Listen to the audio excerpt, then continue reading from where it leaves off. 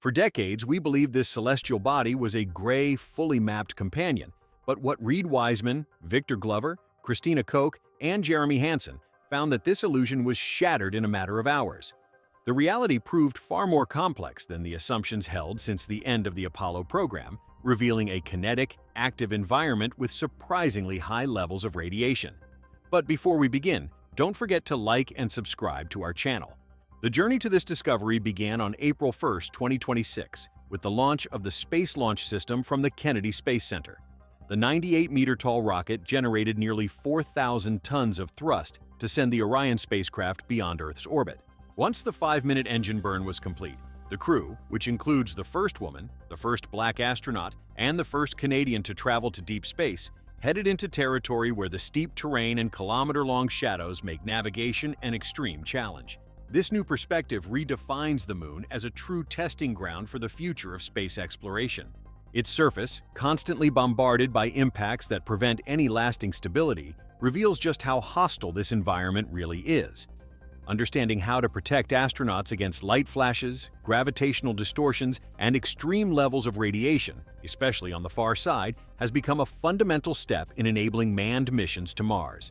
The trajectory used in this mission is known as free return. In simple terms, this means that even in the most critical scenario, a total engine failure after the maneuver, the Moon's own gravity would guide the spacecraft around the satellite and automatically put it back on course to Earth.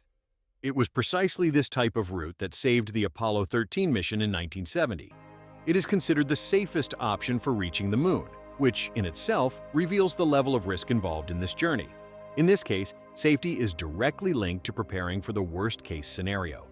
When the spacecraft passed behind the Moon, about 6,545 kilometers above the surface, its crew became the most isolated human beings in history. For approximately 40 minutes, the Moon completely blocked all communication with Earth. No contact with Houston, no data being transmitted, no possibility of external intervention. Just absolute silence. And below them, an ancient landscape marked by billions of years of impacts and transformations. The mission pilot, Victor Glover, even tried to describe in real time what he saw before the signal was lost. But he couldn't translate it accurately into words. According to him, what they were observing seemed to go beyond what humans have evolved to visually comprehend. It was something difficult to process, and even more difficult to explain. When contact was lost at 6:44 p.m. Eastern Time, the 4 astronauts were left completely alone facing that site. But what exactly did they see? To understand why the far side of the Moon is so impactful, it's necessary to first recognize how different it is from the visible side of the Earth. The face we see every night is dominated by extensive dark regions known as lunar maria, formations originating from ancient lava flows that filled gigantic craters and, over billions of years, solidified into vast basalt plains. About 31% of the visible side is covered by this volcanic rock. This is what gives the Moon its familiar face, the one we have drawn, photographed, and painted for centuries. The far side has almost none of it, less than 1%. Instead of smooth plains, the far side is a wall of overlapping craters, stacked one on top of the other, forming layers of ancient impacts. It looks as if something has been hammering it for 4 billion years without ever stopping. The crust there is about 50 kilometers thicker than on the near side, and no one fully agrees on why. The leading theory involves a cataclysmic impact near the Moon's south pole, so violent that it generated a heat wave that swept through the entire lunar interior, pushing rare elements and radioactive materials to the visible side. This impact left the largest preserved crater in the entire solar system, the South Pole Aitken Crater Basin. It stretches for about 2,500 kilometers in width and reaches depths of up to 13 kilometers. If positioned over a map of the United States, it would engulf an area the size of Texas to Virginia. The mountains on its edge are among the highest on the Moon, reaching about 8,500 meters in altitude, and buried beneath its bottom, something enormous is hidden.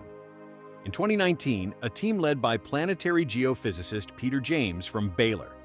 The university combined gravitational data from the GRAIL mission with topographic measurements from lunar reconnaissance. Orbiter. What they found was a mass anomaly located at least 300 kilometers below the surface of the basin. A block of dense material weighing at least 2.18 quintillion kilograms. James described this as equivalent to burying a metallic mass 5 times the size of Hawaii Island beneath the surface. Whatever it is, it's heavy enough to pull the bottom of the basin down by more than 800 meters. The most likely explanation is that it's the metallic core of the asteroid that created the crater, still trapped in the lunar mantle after 4 billion years. Like a bullet fragment that the body never managed to expel, the crew of Artemis II became the first to see the eastern edge of this basin with their own eyes, not through robotic cameras nor through processed data, but directly through the spacecraft's windows. The Apollo program astronauts never saw it. Their trajectories did not pass through the correct regions of the far side, and the alignment with sunlight was not adequate. The Artemis II spacecraft's trajectory was different by design, passing closer and at an angle that exposed about 21% of its far side to direct sunlight from the crew's perspective, enough to reveal features that no human had ever directly observed. One of the 30 scientific targets of the flyby was Oriental Basin, an impact scar nearly 965 kilometers wide that marks the boundary between the near and far sides of the Moon. It is about 3.8 billion years old and, viewed from orbit, looks like a perfect target embedded in the western edge of the Moon. The crew trained for months in Iceland and other volcanic landscapes to learn to recognize and describe geological features in real time, since they are not scientists by training. They are pilots and engineers. Koch observed that the most recent impact craters were surprisingly bright compared to the older surface around them. She compared them to tiny holes in a light fixture, shining white against the dull gray terrain. Before reaching the hidden side, the crew also observed one of the most enigmatic features of the visible side: the Reiner Gamma, a bright, wavy pattern spread across the surface, as if someone had brushed dark rock with a white paintbrush. It has no relief. It is neither a crater nor a volcanic deposit. It is a flat optical mark that aligns perfectly with a magnetic anomaly located in the crust below. The Moon does not possess a global magnetic field. It hasn't for billions of years. Even so, scattered patches of magnetized rock persist in its crust, like ghosts of something that once protected it. Reiner Gamma is located above one of these regions, and scientists still don't know if magnetism is protecting the surface from erosion caused by the solar wind, or if something else entirely is creating this bright pattern. Artemis II's science team classified it as a priority, and the crew photographed it during its passage. Glover was fascinated by the Terminator, the moving line between the illuminated and shadowed regions of the Moon. Along this boundary, the craters transform. Sunlight hits their edges at extreme angles, casting shadows so deep they appear as holes opening all the way to the lunar core. Glover conveyed that the Terminator was full of magic, that the islands of light and valleys resembled black holes through which it would be possible to fall directly to the center of the Moon. Christina Koch and Jeremy Hansen simultaneously photographed the Vavilov crater, located on the edge of the larger and older Hertzsprung Basin, deep in the hidden side. The Scientific Evaluation Room in Houston updated the observation plan in real time, sending new guidance based on what the crew reported. They also noted color variations on the surface that no orbital image had fully captured. Shades of brown and green on the visible side, subtle nuances of blue in certain regions, details that the human eye perceives, but that cameras tend to smooth out. These variations are important because they reveal the mineral composition and relative age of surface formations, information that could redefine maps of lunar geological history. This description is not merely poetic. It touches on something genuinely unsettling about the far side. In 2023, researchers detected a thermal anomaly buried beneath the surface of the far side of the Moon, a region about 50 kilometers wide that registers approximately 10 degrees Celsius higher than its surroundings. The most likely source is a huge underground block of granite, a type of rock common on Earth but almost non-existent on the Moon, as its formation requires water and plate tectonics, elements that the Moon does not possess. Scientists believe this may be the remnant of a volcano that went dormant about 3.5 billion years ago, with residual magma still releasing heat. Lead researcher Matt Siegler noted that the discovery looks much more like terrestrial geological processes than previously thought possible on the Moon. And this raises a question that no one expected to ask in 2026. What else is still hot down there? Then there are the lava tubes.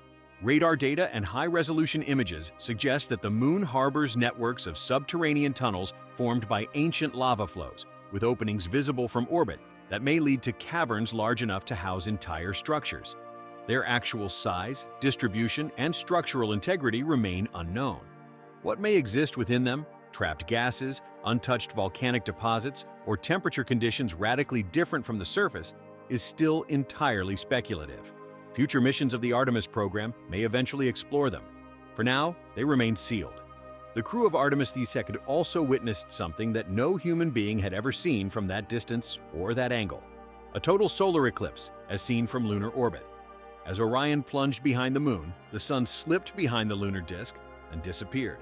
For nearly 54 minutes, totality lasted, much longer than any eclipse visible from Earth. The solar corona, its outer atmosphere, expanded into a halo that Victor Glover described as bright enough to encircle the entire moon.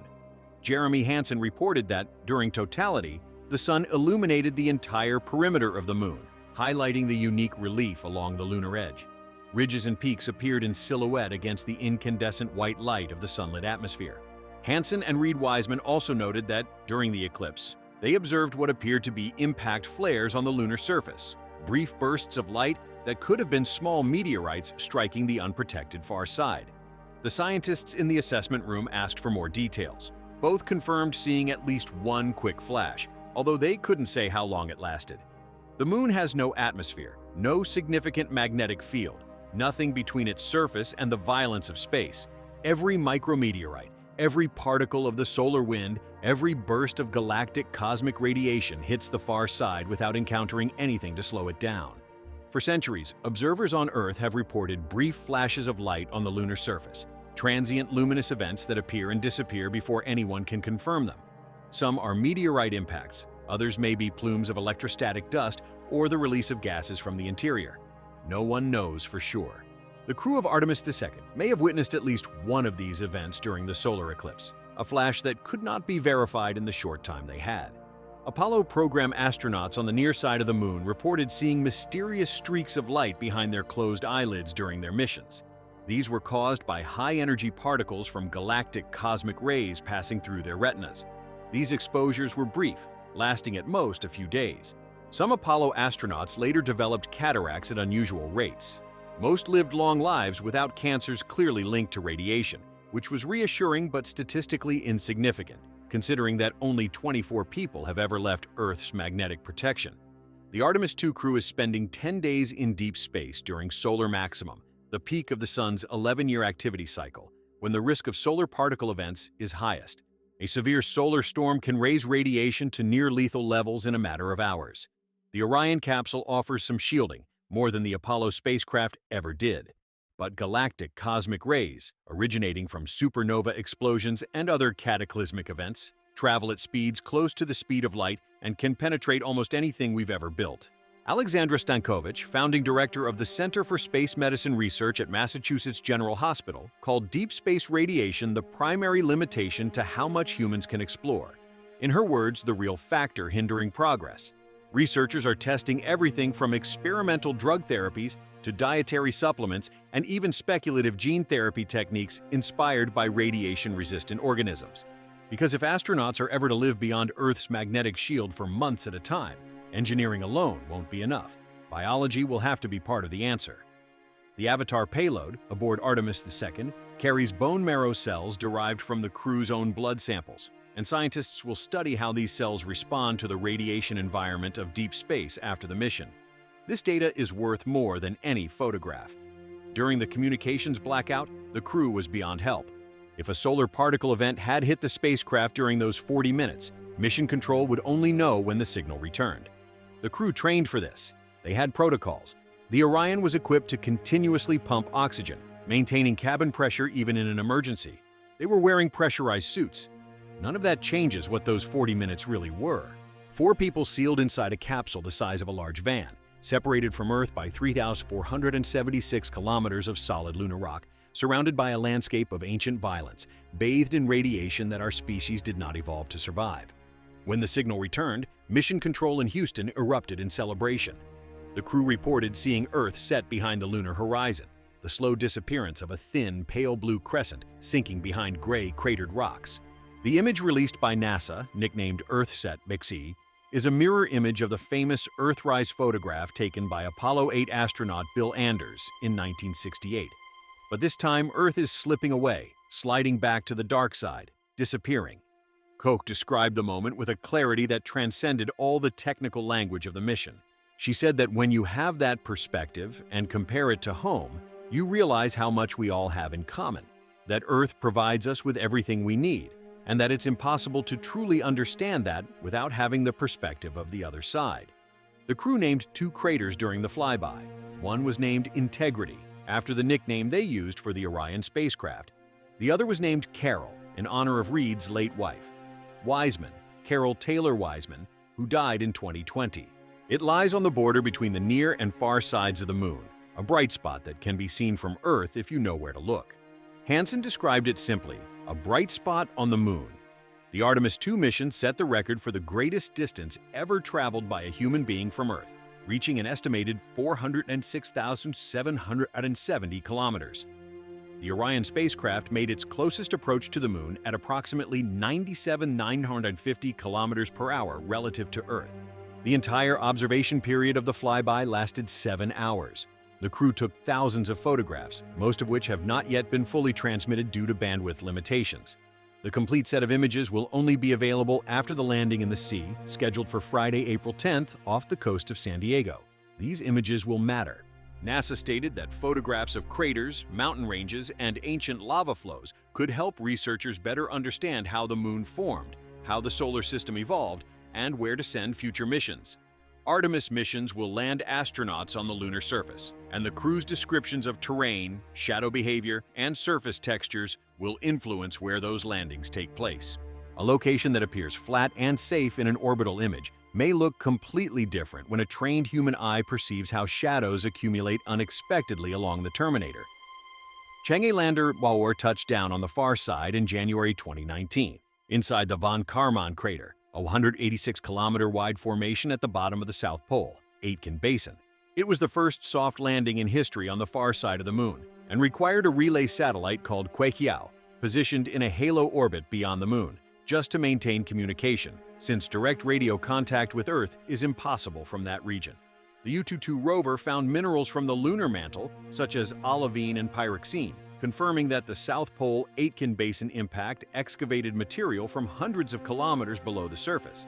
In 2024, the Chinese Chang'e mission 6 went even further.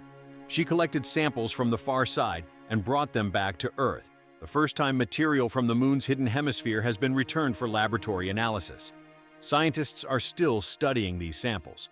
The far side also offers something that no other place in the inner solar system can provide: radio silence. It is permanently shielded from the electromagnetic noise of human civilization on Earth. Every cell tower, every transmission signal, every Wi-Fi router, all of it is blocked by 3,400 kilometers of solid rock. For radio astronomers, the far side of the Earth is the quietest listening post imaginable. Telescopes installed there could detect frequencies below 30 milliamps, which the Earth's ionosphere itself blocks, opening a window to the early universe that has never been available before. Several space agencies have already proposed building observatories on the far side for precisely this reason. The Moon isn't just hiding secrets on its surface, it's offering us a tool to hear the rest of the universe more clearly than we ever have before. We've spent centuries looking at the face of the Moon and declaring that we understood it. We landed on it 6 times and collected rocks from a handful of carefully chosen locations, all on the near side. We built a model of the entire Moon based on a local data set. This is like landing a spacecraft in the Sahara Desert and declaring that the entire Earth is made of sand. The far side is where the real story lives, a landscape so ancient and so battered that it records impacts that the near side erased long ago under blankets of lava. A basin so large that it may have shifted the Moon on its axis. A metallic mass buried so deep that it distorts the local gravitational field. Unexplained heat sources, sealed lava tubes, a crust so thick and so different from that on the near side that it defies basic models of how moons cool and solidify. Glover summed this up after Orion left the far side behind and Earth reappeared. He said the Moon is not just a poster in the sky that passes by us. It's a real place, and he's right. And the more we learn about it, the less comfortable that fact becomes. Because the hidden side isn't just different from what we expected. It's different in ways that keep forcing us to rewrite history. The granite that shouldn't be there, the mass that doesn't fit the models, the asymmetry that no single theory can explain. the magnetic ghosts etched into a crust that lost its magnetic field billions of years ago, the lunar earthquakes detected by the Apollo program's seismometers, shallow tremors that suggest something is still moving within a world we convinced ourselves was dead. Each answer the hidden side gives us opens up 3 more questions, and the questions only get harder. The Artemis scout crew is heading home now, plummeting back toward Earth at thousands of kilometers per hour. They will land in the Pacific on Friday, and when that happens, they will bring with them the first human observations of the far side of the Moon in more than half a century. Not the sanitized version from orbital cameras and processed datasets, but the version that made Victor Glover, a Navy captain and test pilot who spent 168 days aboard the International Space Station, say that what he was seeing went beyond what humans evolved to see. The Moon isn't what we thought it was, and we've only just begun to discover what it truly is. Thanks for watching, and I'll see you in the next video.